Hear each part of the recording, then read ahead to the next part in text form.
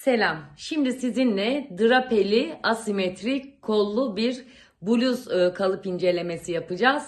Neden bu bluz kalıbını incelemesini yapacağız? Çünkü ustalık sınavında sizin karşılaştığınız sorunun birebir karşılığı olan bir model olduğu için. Eğer siz bu modeli kendiniz bir kere kalıpla dikerseniz veya kalıbını çıkarırsanız en azından drapaj mankeni üzerinde nasıl bir şey hazırlayacağınızı bilebilirsiniz veya size yardımcı olacaktır. Birebir aynısını yapmak zorunda elbette ki değilsiniz ama asimetri nedir? Asimetrik bluz nasıl yapılır? Drapeler nasıl verilir? Rahatlıkla bu model üzerinden size şimdi anlatabilirim. Önümüzdeki günlerde ayrıca bir tane drapaj mankeni üzerinde drapaj usulü kol kalıbı çıkarmayı sizlere anlatacağıma söz veriyorum. Onun müjdesini de şimdi size buradan vereyim. Şimdi bu kalıp üzerinden yola çıkacağız. Kalıbımız Burada dergisi Ocak 2023 sayısından hemen söylüyorum. 115 numaralı model. Bu modeli dediğim gibi eğer çalışırsanız veya bu modelin incelemesini şimdi benden iyi dinlerseniz rahatlıkla drapaj usulüyle de kalıbını çıkarabilirsiniz. Benzerinin kalıbını çıkarabilirsiniz. Yani bu kalıpla sınava girmeyeceksiniz. Yanlış anlaşılmasın. Sadece drapaj tekniğiyle nasıl bir şey yapabilirim? Asimetrik nasıl olacak? Drapeleri ben ne yapacağım? Bunlarla ben nasıl baş edeceğim diye düşünmek zorunda kalmazsınız. Keyifli seyirler diliyorum. Şimdi kalıp incelemesine geçiyoruz. Kanalıma abone olmayı, beğenmeyi, kaydetmeyi ve arkadaşlarınıza tavsiye etmeyi lütfen unutmayın. Bunlar bizim için önemli biliyorsunuz. Özellikle abone olmanız ve yorum bırakmanız aşağıya önemli. Ayrıca drapaj videolarını gene açıklamalar kısmına linklerini ekliyorum. Ustalık sınavı, usta öğreticilik sınavları ile ilgili linklerin hepsi açıklamalar kısmında olacak. Keyifli seyirler diliyorum. Dergimizi yeniden hatırlatıyorum. Burada Ocak 2023 sayısından 115 numaralı modelimizdi.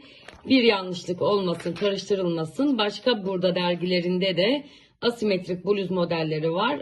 Atölyemdeki eski sayılara bakıp oradan size asimetrik drapeli modelleri anlatmaya çalışacağım. Elimden geldiğince gayret edeceğim. Bu da gayet uygun ve güzel bir model olduğunu sizlere söyleyebilirim. Bakın ayrıca burada da aynı kalıpla aynı modelden bir elbise yapılmış. Hemen size onu söyleyeyim. Yani bu kalıpla eğer hani sınava girmeyecekseniz ve kalıbı kullanmayı düşünüyorsanız boyu uzatılmış ve burada bir elbise yapılmış. Aynı kalıp, aynı model, aynı dikim aşamalarıyla. Gene aynı dergide asimetrik fakat drapeli olmayan bir bluz modelimiz daha var. Ben bunu kesin dikeceğimi söylemiştim. Bu derginin incelemesini yapmıştım. Onun linkini de aşağıya bırakırım. Derginin tamamının ayrıntılı incelemesini de yaptım ve bu modeli çok beğendiğimi söylemiştim. Siz bu kalıba da drape uygulayabilirsiniz. Ve gene ayrıca bizim meşhur eltiler kalıbımızın kalıbı da defalarca diktiğimiz ve çok sevdiğimiz, dikişe ilk başlayanlara şiddetle ilk önce bunu dikmelerini söylediğim modelimizde burada hem ustalar için hem çıraklar hem acemiler için bilgiler veriyoruz efendim.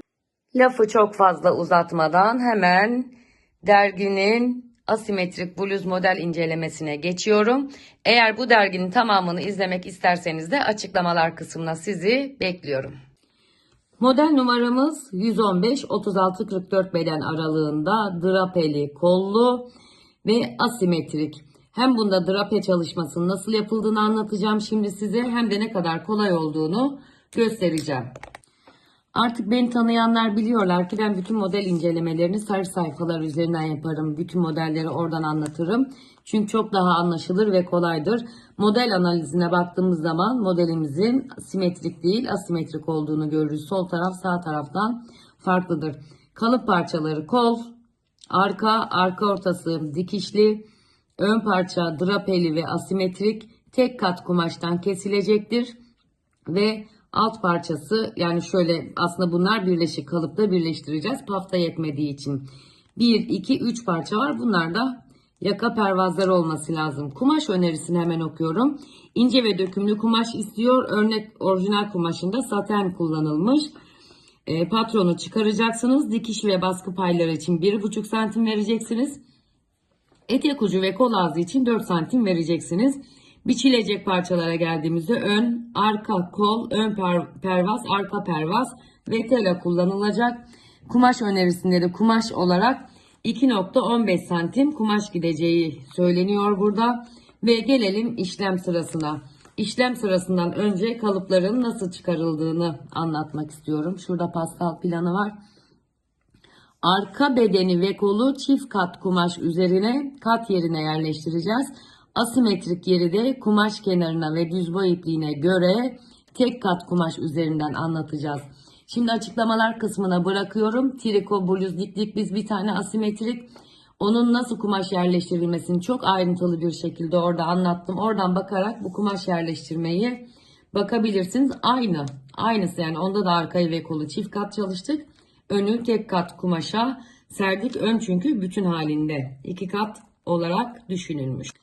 İşlem sırasında diyor ki ilk önce küçük pilileri teyelleyin. Bakın şurada ekrana yaklaştıracağım.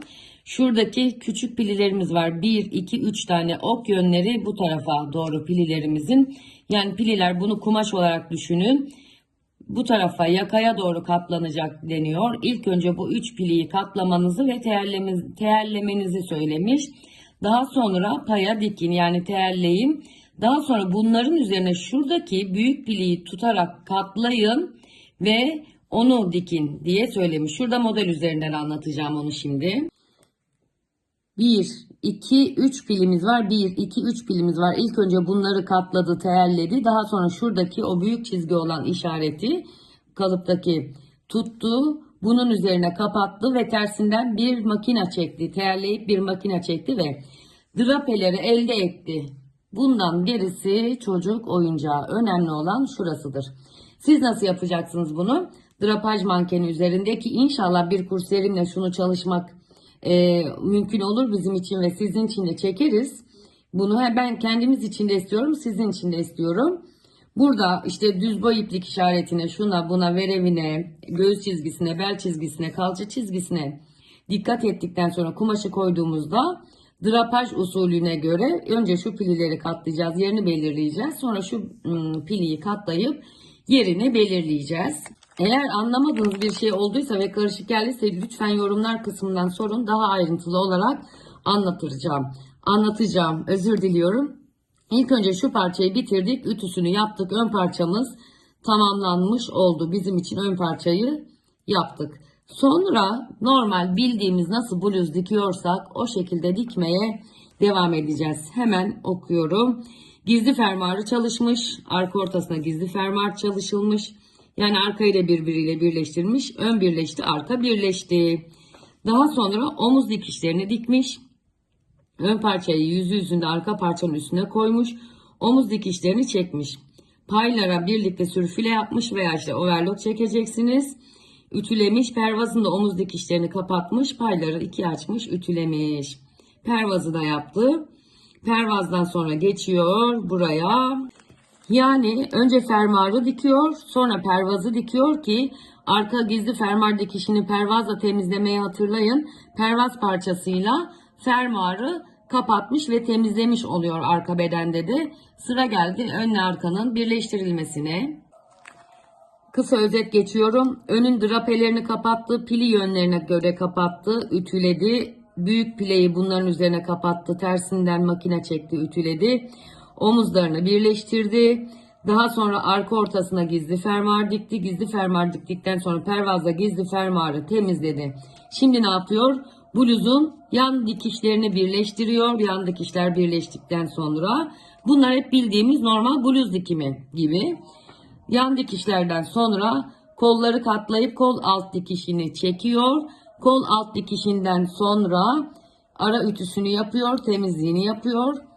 Bluzun kolunu takıyor, kol ağzını ve etek ucunu temizliyor, baskılarını yapıyor, bitmiş ütüsünü yapıyor, son kontrolünü yapıyor, drapaj mankenin üzerine giydiriyor. Ay ne kadar güzel bir drapeli bluz yaptım diye kendisiyle gurur duyuyor.